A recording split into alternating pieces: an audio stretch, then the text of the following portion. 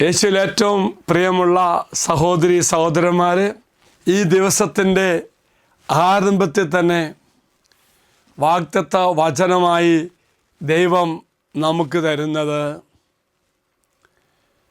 വലിയൊരു സംരക്ഷണം.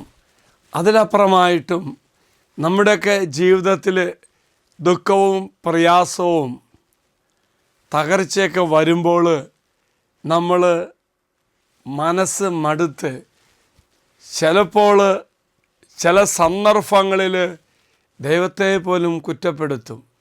എങ്കിൽ ഈ ദിവസം തമ്പുരാൻ തരുന്ന ഒരു ബോധ്യമെന്ന് പറയുന്നത്, നമ്മുടെ ജീവിതത്തിൽ ഇങ്ങനെ പരാജയങ്ങളെല്ലാം സംഭവിക്കും. അതിനെ നെഗറ്റീവായി കാണാതെ പോസിറ്റീവായി കാണണം. അതിങ്ങനെ കാണണേ, അതിന് വചനം പറയാണ്, അങ്ങനത്തെ ഉള്ള സന്ദർഭം ദൈവത്തിന് എന്നിൽ പ്രവേശിച്ചുകൊണ്ട് പ്രവർത്തിക്കാനുള്ള അവസരമാണ്. നമ്മുടെ തകർച്ചയെ നമ്മൾ തളരരുത്, മറിച്ച് അങ്ങനെ സന്ദർഭത്തിൽ ദൈവം ചെയ്യുന്നത്, ആ സന്ദർഭം ദൈവം എടുത്ത് നമുക്ക് വേണ്ടി പ്രവർത്തിക്കും. അതിന് പറ്റിയ വചനമാണ് ഇന്ന് നാം ധ്യാനിക്കാൻ വേണ്ടി എടുത്തിരിക്കുന്നത്. സങ്കീർത്തനം 59:9. ആ വചനഭാഗ ഇപ്രകാരമാണ്: എൻ്റെ ബലമായവനെ, ശ്രദ്ധിച്ച്, എൻ്റെ ബലമായവനെ, ഞാൻ അങ്ങേക്ക് സ്തുതി പാടും.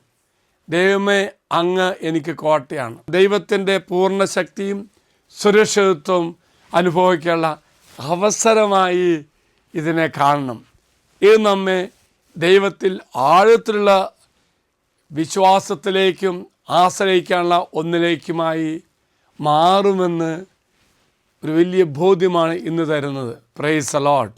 പ്രിയമുള്ളവരെ, മറക്കരുത്, എൻ്റെ ജീവിതത്തിൻ്റെ തകർച്ചയിലും വേദനയുടെയും എൻ്റെ നിസ്സഹായാവസ്ഥയും ഞാൻ തളരേണ്ട ആവശ്യമില്ല. മറിച്ച് എന്ത് ചെയ്യണം? ആ ഒരു അവസ്ഥ എൻ്റെ കർത്താവിന് എന്നിൽ പ്രവേശിക്കാനും എന്നെ രക്ഷിക്കുവാനുള്ള ഒരു അവസരമായി എടുക്കണം. Praise the Lord. ഇതാ വാഗ്ദത്ത പേടകം. സമർപ്പിക്കാം നമ്മുടെ നിയോഗങ്ങൾ.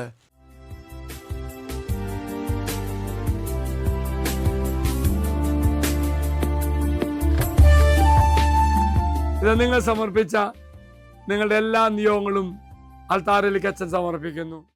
അച്ഛൻ ഈശ്വര ആശീർവാദം തരാം. നമ്മുടെ കർത്താവായ ശമിശാകൃപയും പിതാവായ ദൈവത്തിൻ്റെ സ്നേഹവും പരിശുദ്ധാത്മാവിൻ്റെ സഹവാസവും നാം എല്ലാവരോടും കൂടെ ഉണ്ടായിരിക്കട്ടെ, ഇപ്പോഴും എപ്പോഴും എന്നേക്കും. ആമേൻ.